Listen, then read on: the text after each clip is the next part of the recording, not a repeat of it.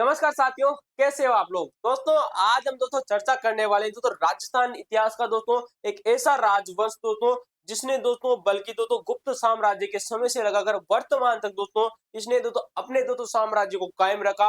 और दोस्तों कहा जाता है कि ये वो साम्राज्य था दोस्तों जिसने दोस्तों एक नहीं दोस्तों बल्कि बहुत सारी ऐसी दोस्तों चीजें की जो कि दोस्तों आज भी इतिहास में दोस्तों जानी जाती है। चलिए शुरुआत करते हैं दोस्तों करौली के यादव वंश के बारे में, जहां से आप लोगों से हर एग्जाम में आप लोगों से एक प्रश्न देखने को मिलता ही मिलता है। और दोस्तों यहाँ से आपको हुबहू एग्जाम में प्रश्न देखने को मिलेंगे, चाहे फर्स्ट ग्रेड की वैकेंसी हो, सेकंड ग्रेड का एग्जाम हो, रीट का एग्जाम हो, पीटीआई का एग्जाम हो, दोस्तों कनिष्ठ अनुदेशक का दोस्तों एग्जाम हो, दोस्तों चाहे दोस्तों आपका सब इंस्पेक्टर का एग्जाम हो, आरएस का एग्जाम हो, दोस्तों पटवारी का एग्जाम हो, ग्राम सेवक एग्जाम हो, पुलिस का एग्जाम हो। अगर पर्सन नहीं आए तो सर जी पर्सन नहीं आए तो क्या करें भाई, तुम पढ़ना छोड़ देना, मैं पढ़ाने छोड़ने वाला नहीं हूँ, क्योंकि मेरे को कंफर्म पता है भाई यहाँ से पर्सन हुबहू टपकने वाला है। चलिए शुरुआत करते हैं दोस्तों करौली के यादव वंश के बारे में। ऐसी शानदार आपको जानकारी मैं आप लोगों को देने वाला हूँ जो तो देखते आप दोस्तों क्या हो जाएंगे, चक्कर खा के गिर जाएंगे दोस्तों अपनी दोस्तों सीट पर। चलिए करौली के यादव वंश।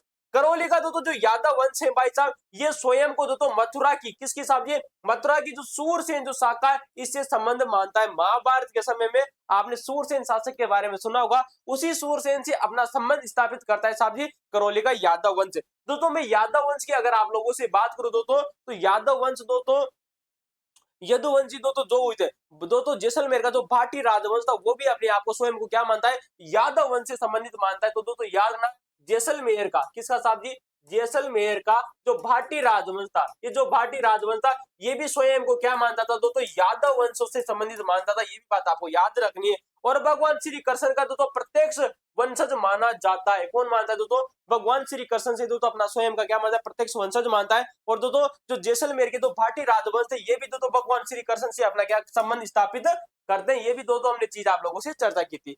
यादव वंश की चर्चा करें तो दोस्तों यदु वंश की स्थापना विजयपाल के द्वारा 1040 ईस्वी में इस वंश की स्थापना की जाती है। ये क्वेश्चन आप लोगों से बहुत बार आप लोगों से पूछा जा चुका है कि करौली में यादव वंश की स्थापना किसने की थी साहब जी, विजयपाल के द्वारा इस वंश की स्थापना की जाती है 1040 ईस्वी के समय में। विजयपाल ने किसने साहब जी, इस विजयपाल ने अपनी राजधानी बयाना भरतपुर को बनाया। क्वेश्चन आप लोगों से पूछा जा सकता है कि विजयपाल के द्वारा अपनी राजधानी कहां बनाई गई थी, तो याद रखना इसने राजधानी बनाई बयाना। और बयाना में दोस्तों इसने एक मंदिर का निर्माण कराया जिसका नाम है दोस्तों विजयगढ़ी। क्या नाम है, विजयगढ़ी मंदिर। तो विजयगढ़ी दोस्तों जो मंदिर है ये बात आपको याद रखनी, कहां स्थित है साहब जी, बयाना भरतपुर में स्थित है, जिसको अपनी राजधानी बनाया था किसने, विजयपाल के द्वारा। अब देखिएगा यहाँ पर तो विजयपाल के बाद में तो एक व्यक्ति शासक बनता है जिसका नाम मैं आप लोगों को बताना चाहता हूँ। चलिए चलिए दोस्तों यहाँ पर मैं दोस्तों चर्चा कर लेता हूँ साहब जी विजयपाल के बारे में दोस्तों, जहां से आप लोगों से और भी क्वेश्चन बन सकता है दोस्तों। विजयपाल आप लोगों को नजर आ रहा है साहब जी, देखिए विजयपाल के बाद में दोस्तों एक शासक बनता है जिसका नाम है तिमनपाल। क्या नाम है, तिमनपाल। जो ये तिमनपाल था ना, इस तिमनपाल ने दोस्तों तिमनगढ़ का दोस्तों किला बनाया था। क्या बनाया दोस्तों, तिमनगढ़ का दोस्तों जो दुर्ग आता है वो इसी के द्वारा बनाया गया था। किसके द्वारा दोस्तों, रुको भाई ऐसे नजर नहीं आएगा, तो अब नजर आ रहा है दोस्तों तिमनगढ़। रुको देखिए दोस्तों, विजयपाल के बाद में जो शासक बनता है उसका नाम है दोस्तों तिमन पाल। क्या नाम है दोस्तों, तिमनपाल। और इस तिमनपाल के द्वारा दोस्तों तिमनगढ़ का दुर्ग बनाया जाता है। तिमनगढ़ का जो दुर्ग है वो इसके द्वारा बसा बनाया जाता है। और इस तिमनपाल के बाद में भी दोस्तों एक और शासक दोस्तों आप लोगों को दोस्तों यहाँ पर बनते हैं जिनका नाम आता है दोस्तों कुमारपाल। क्या आता है दोस्तों, कुमारपाल। क्या आता है दोस्तों, कुमारपाल, कुमार पाल। ठीक है, तो कुंवर पाल आपको याद रखना है। ये जो कुंवर पाल था ना, कहा जाता है कि इस कुमार पाल ने दोस्तों जब मोहम्मद गोरी तो भारत आया था, कहाँ आया था दोस्तों, जब मोहम्मद गोरी भारत आया था तो इसी कुमार पाल ने दोस्तों क्या किया था दोस्तों, मोहम्मद गोरी से युद्ध किया था। किसे दोस्तों, मोहम्मद गोरी से युद्ध किया था। और इस मोहम्मद गोरी से युद्ध करते वक्त दोस्तों इसकी दोस्तों कुमार पाल की क्या हो जाती है दोस्तों, हार हो जाती है और मोहम्मद गोरी जीत जाता है। ये क्वेश्चन आप लोगों को याद रखना है, इंपॉर्टेंट। ठीक है, चीजें आप लोगों को याद रखना। तो तिमनपाल ने दोस्तों तिमनगढ़ का दुर्ग बनाया और कुमारपाल ने दोस्तों मोहम्मद गोरी को युद्ध में पराजित किया था। ठीक है, चलिए अगली चीज की दोस्तों चर्चा करते हैं जो कि आप लोगों के सामने है दोस्तों। अगला दोस्तों विजयपाल दोस्तों तिमनपाल के बाद में, और दोस्तों अगला जो शासक बनता है दोस्तों कुंवरपाल। उसके बाद में दोस्तों जो अगला शासक बनता है तो विजयपाल ने अपनी राजधानी बनाई। इसके बाद में दोस्तों करौली की स्थापना की जाती है। कौन करता है साहब जी, बात आती है साहब जी 1348 ईस्वी की। कब दोस्तों, 1348 ईस्वी में राजा अर्जुन पाल ने, किसने, राजा अर्जुन पाल ने दोस्तों कल्याणपुर नामक नगर बसाया। क्या बनाया साहब जी, याद रखना, अर्जुन पाल के द्वारा 1348 ईस्वी के समय में दोस्तों कल्याणपुर का दोस्तों शहर बसाया जाता है। जिसे आज हम करौली के नाम से जानते हैं। तो आज का जो वर्तमान का जो हमारा करौली जो जिला है, इस करौली जिले को पहले किस नाम से जाना जाता था साहब जी? इसे करौली तो कल्याणपुर कहा जाता था। और कल्याणपुर किसने बताया था साहब जी? अर्जुन पाल ने बसाया था। अर्जुन पाल ने कब बसाया था? इसे तो 1348 ईस्वी में बसाया था। ये बात आपको याद रखनी है, ठीक है। राजधानी परिवर्तन, अगर इसके बाद में जो धर्मपाल द्वितीय ने धर्मपाल द्वितीय ने 1650 ईस्वी में करौली को यदु वंश की स्थायी राजधानी बसाया। क्या बनाया साहब जी? यदु वंश को क्या बनाया इसको करौली की जो करौली था इसको स्थायी राजधानी बसाया था धर्मपाल द्वितीय ने। कब बनाया था 1650 ईस्वी के समय। अब देखिएगा यहाँ पर थोड़ी चीज बहुत चीजें और आप लोगों के लिए इंपोर्टेंट है, मैं यहाँ पर चर्चा करना चाहता हूँ। करौली जो है ना, इस करौली में कहां पर, इस करौली में एक शासक बनते हैं अकबर के समय। क्वेश्चन पूछा गया है आप लोगों से कि अकबर के समय, किसके समय?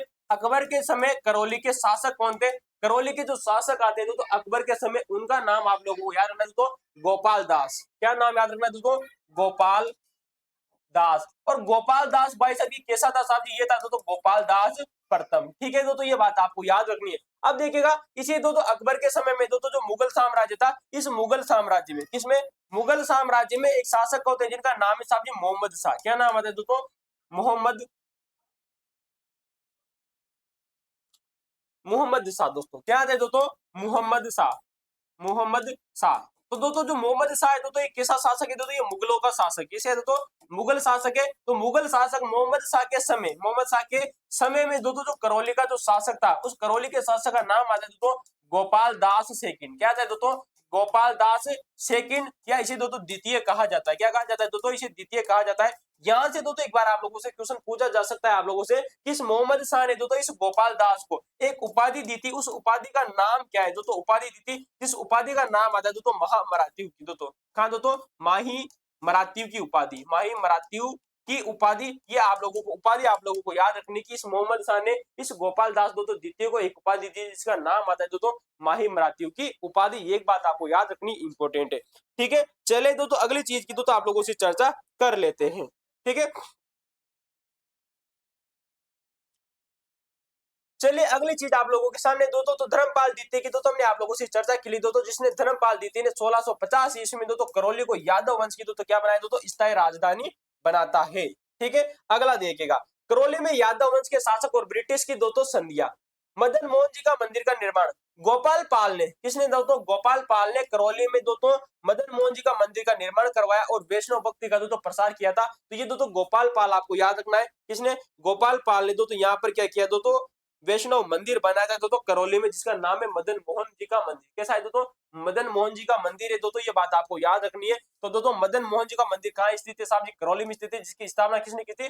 गोपाल पाल के द्वारा की जाती, जो कि वैष्णव मंदिर है, ठीक है। अंग्रेजों से संधि 1817 ईस्वी की बात आती जब यहाँ पर करौली के जो शासक होते हैं जिनका नाम है हरबख्श पाल। क्या नाम आता है साहब जी? हरबख्श पाल। इस हरबख्श पाल के द्वारा अंग्रेजों से संधि की जाती है। क्वेश्चन आप लोगों से याद रखना है साहब जी, इंपोर्टेंट बनेगा भविष्य में लगा लीजिएगा, क्वेश्चन बनेगा। और कब संधि की थी साहब जी? संधि की जाती है 9 नवंबर सन 1817 को। कब 9/11 सन 1817 ईस्वी को हरबख्श पाल के द्वारा अंग्रेजों से संधि की जाती है। अब साहब जी ईस्ट इंडिया कंपनी से संधि कर और ब्रिटिश अधीनता स्वीकार कर ली। लेकिन आप लोगों से यहाँ से बेहतरीन क्वेश्चन ये बन सकता है कि जब हरबख्श पाल ने यहाँ पर अंग्रेजों से संधि की 9 नवंबर सन 1817 को, तो साहब जी इस संधि के द्वारा इसको क्या मिला? आखिर इसका क्या लाभ रहने वाला था हरबख्श पाल का? तो कहा जाता है कि इसे मासलपुर को पुनः जीत लिया था। किसको अंग्रेजों ने यहाँ पर क्या किया अंग्रेजों ने मराठों से, किससे अंग्रेजों ने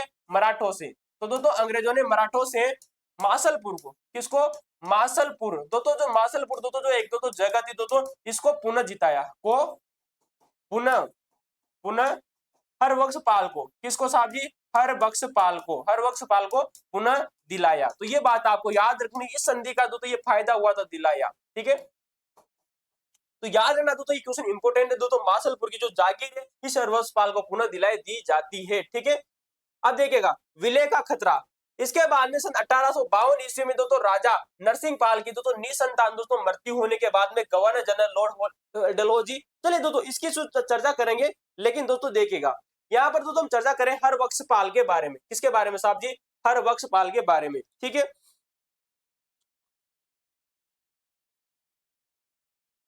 अब देखिएगा, हरवक्सपाल दोस्तों कहा जाता है दोस्तों कि हरवक्सपाल जो था ना, इसके दोस्तों एक भी दोस्तों बेटा या बेटी नहीं थे। दोस्तों यानी कि दोस्तों ये निसंतान था। कैसा था दोस्तों? निसंतान था। निसंतान होने के कारण दोस्तों यहाँ पर दोस्तों हाड़ौती के, किसकी दोस्तों? हाड़ौती के दोस्तों दो प्रसिद्ध दोस्तों योद्धा आते हैं हाड़ौती के। किसके साथ जी? हाड़ौती के दोस्तों दो व्यक्ति आते हैं जिनका नाम आता है दोस्तों आप लोगों से दोस्तों प्रताप सिंह। क्या आता है दोस्तों? प्रताप सिंह। आप लोगों को याद रखना है दोस्तों, तो प्रताप पाल। क्या याद रखना है दोस्तों? प्रताप पाल। प्रताप पाल जो है वो दोस्तों यहाँ पर शासक बनता है। क्या बनता है दोस्तों? प्रताप पाल दोस्तों वो यहाँ पर शासक बनता है। और प्रताप पाल के बाद में दोस्तों एक और व्यक्ति शासक बनता है जिसका नाम आप लोगों को पता होगा दोस्तों, नरसिंह पाल। क्या नाम आता है दोस्तों? सेकंड व्यक्ति जो शासक बनता है उसका नाम है नरसिंह नरसिंह पाल। तो दोस्तों नरसिंह पाल दोस्तों ये सब कहाँ के थे दोस्तों? ये सब हाड़ौती के थे। कहाँ के थे दोस्तों? हाड़ौती के दोस्तों। और नरसिंह पाल के भी कहा जाता है कि दोस्तों इस नरसिंह पाल के भी दोस्तों ये भी निसंतान था। दोस्तों निसंतान था। इस निसंतान होने के कारण दोस्तों नरसिंह पाल ने दोस्तों एक व्यक्ति को दोस्तों गोद लिया। किसको लिया? एक बच्चे को गोद लिया। उस बच्चे का दोस्तों नाम आपको याद रखना है। उसका नाम आप लोगों से दोस्तों पता है, भरतपाल। क्या आता है दोस्तों? भरतपाल। क्या आता है? भरतपाल। अब दोस्तों आप लोगों को पता होगा उस समय दोस्तों जब भरतपाल को जब ये गोद लेता है और दोस्तों शासक बनने की कोशिश कौन करता है दोस्तों?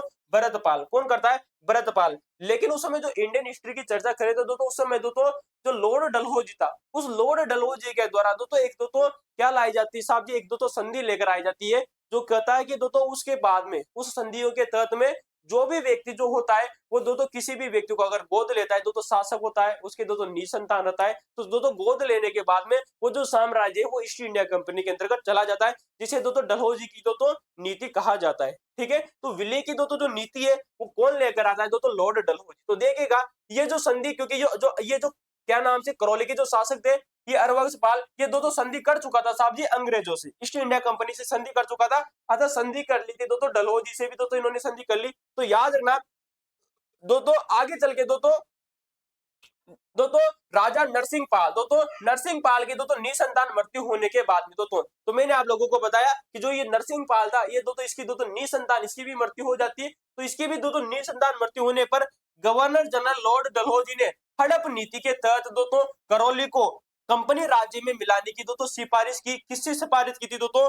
लेकिन दोस्तों बोर्ड ऑफ डायरेक्टर ने इसे दोस्तों नामंजूर कर दिया। दोस्तों याद रखना सिफारिश तो किसने की थी दोस्तों? लॉर्ड डलहौजी ने कहा था कि करौली को ईस्ट इंडिया कंपनी में शामिल कर लिया जाए। लेकिन दोस्तों जो बोर्ड ऑफ जो डायरेक्टर थे उन्होंने इसे क्या कर दिया साहब जी? मनवा कर दिया। और अंततः 1.5 वर्ष के बाद में, अंततः दोस्तों 1.5 वर्ष के बाद में दोस्तों जो यहाँ पर शासक बनते जिनका नाम आता है मदन पाल। कौन बनते शासक? ये मदन पाल वही व्यक्ति दोस्तों जिसको दोस्तों आप लोगों ने अक्सर सुना होगा 1857 की क्रांति के समय यही बंदा शासक बनता है जिसका नाम है मदन पाल। क्या नाम है दोस्तों? मदन पाल को दोस्तों करौली का शासक घोषित किया जाता है। ठीक है दोस्तों, आप लोगों को चीजें समझ में आ रही होगी।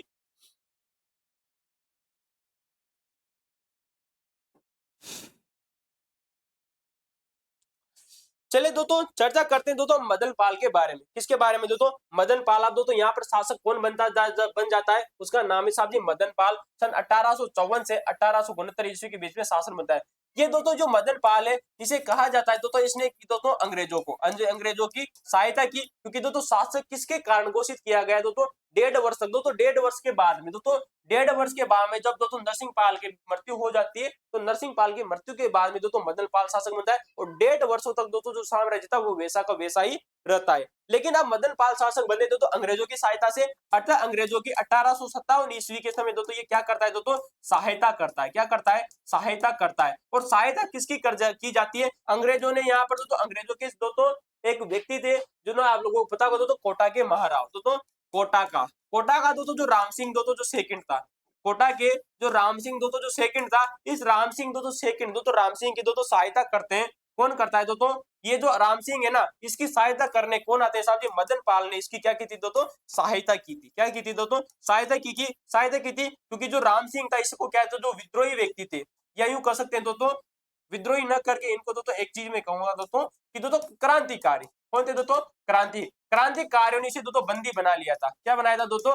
बंदी बनाया था। क्या बनाया था दोस्तों? इसे बंदी बनाया था। तो दोस्तों मदन पाल ने दोस्तों राम सिंह की सहायता की। अतः अंग्रेजों ने इस मदन पाल को, किसको साहब जी? इस मदन पाल को अंग्रेजों ने दोस्तों एक दोस्तों उपाधि दी दोस्तों GC, दोस्तों आप लोगों ने उपाधि सुनी होगी दोस्तों GCSI दोस्तों। ठीक है, तो GCSI दोस्तों जो उपाधि दी जाती है साहब जी अंग्रेजों के द्वारा, किसके द्वारा दी जाती है साहब जी? अंग्रेजों के द्वारा ये उपाधि इसको दी जाती है। और दोस्तों इस मदन पाल की जो तोपों की जो सलामी थी, कैसी थी दोस्तों?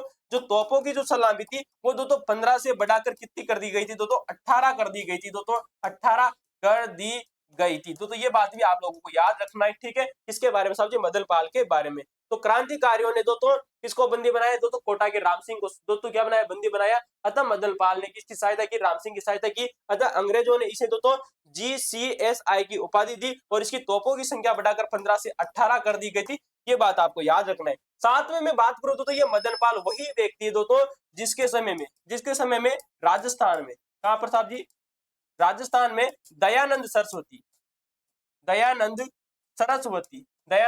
सरस्वती राजस्थान में प्रथम बार आए थे।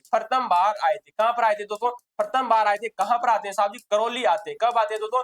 करौली आते हैं। कब आते हैं साहब जी? 1865 ईस्वी में दोस्तों करौली आते हैं। किसके समय आते हैं दोस्तों? मदन पाल के समय दोस्तों यहाँ पर आते हैं। और बात आती है दोस्तों जून की, क्योंकि दोस्तों तो जून सन 1865 की बात आती है जब दयानंद सरस्वती इसके कहने पर दोस्तों कहां पर आए थे? सर्वप्रथम करौली में आए थे। ठीक है दोस्तों, ये चीज आपको याद रखनी है।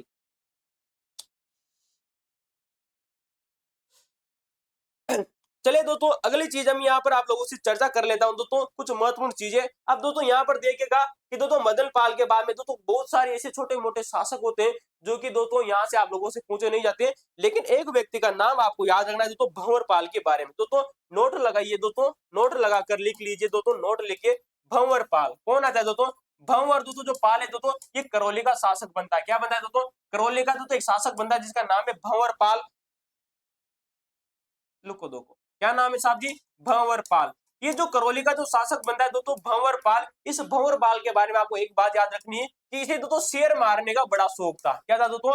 शेर को दोस्तों मारने का, शेर का शिकार करना, शेर का शिकार करने का शौक था। क्या था साहब जी? शौक था दोस्तों। और कहा जाता है इसने दोस्तों करौली में किसने किसने इस भंवर पाल ने करौली में दोस्तों 300 शेरों की हत्या की थी। दोस्तों 300 शेरों की हत्या की थी दोस्तों। तो ये बात भी आपको याद रखने की क्वेश्चन आप लोगों से बन सकता है दोस्तों कि करौली के दोस्तों शासक करौली के शासकों में सबसे खूंखार शासक होता है जिसका नाम है भंवर पाल, जिसने 300 शेरों की हत्या कर दी थी। ठीक है, आगे चल के दोस्तों करौली का दोस्तों जो शासक बनता है उसका नाम आपको जो याद रखना है वो मैं चर्चा करूं तो करौली के दोस्तों आजादी के समय, किसके समय दोस्तों? आजादी के समय दोस्तों जो करौली का जो शासक होता है उसका नाम है दोस्तों गणेश पाल। क्या नाम है दोस्तों? गणेश पाल। आप लोगों को याद रखना है, क्वेश्चन इंपोर्टेंट है। तो 1857 की क्रांति के समय दोस्तों जो मदन पाल है वो यहाँ पर शासक होते हैं, और जो करौली के जो आजादी के समय दोस्तों सन 1947 में जो शासक थे वो थे साहब जी गणेश पाल। कौन थे? गणेश पाल। और भंवर पाल के बारे में मैंने आप लोगों से चर्चा की, 300 शेर मारने का शौक था इसे, यानी कि शेर मारने का कार्य करता था। तो ये थी दोस्तों कुछ महत्वपूर्ण चीजें जो कि आप लोगों को याद रखनी थी। क्वेश्चन आप लोगों से बार बार एग्जामों में पूछे जा रहे हैं। ठीक है दोस्तों, चलिए अगर आपको दोस्तों करौली का यादव वंश अगर आप लोगों को पसंद आया हो तो वीडियो को लाइक कर सकते हो, शेयर कर सकते हो, सब्सक्राइब कर सकते हो। धन्यवाद।